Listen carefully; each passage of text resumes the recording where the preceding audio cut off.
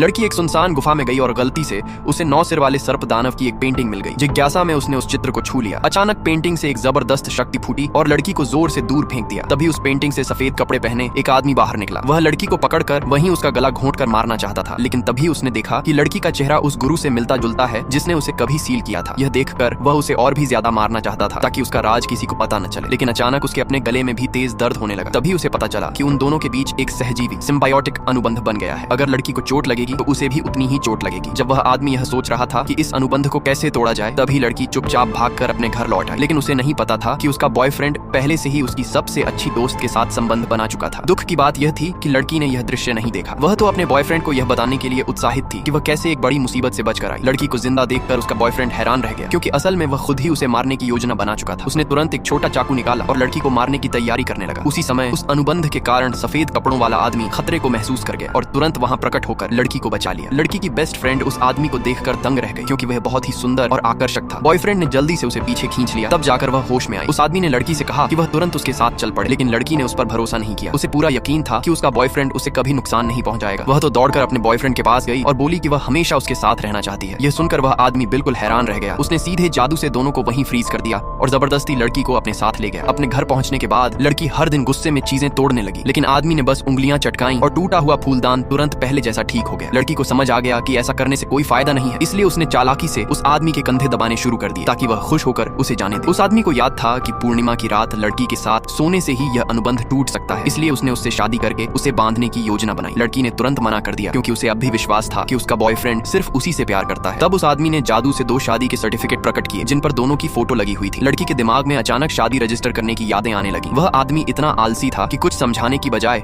उसने एक छोटा सा सांप छोड़ दिया जो लड़की पर नजर रखे। एक दिन लड़की भागने की कोशिश में उस आदमी का घर ही चला बैठी। फिर वह अस्पताल अपनी दादी से मिलने पहुंची, लेकिन वहां उसने अपने बॉयफ्रेंड और अपनी सबसे अच्छी दोस्त को एक साथ अंतरंग हालत में देख लिया। उसी पल उसे आखिरकार सच्चाई समझ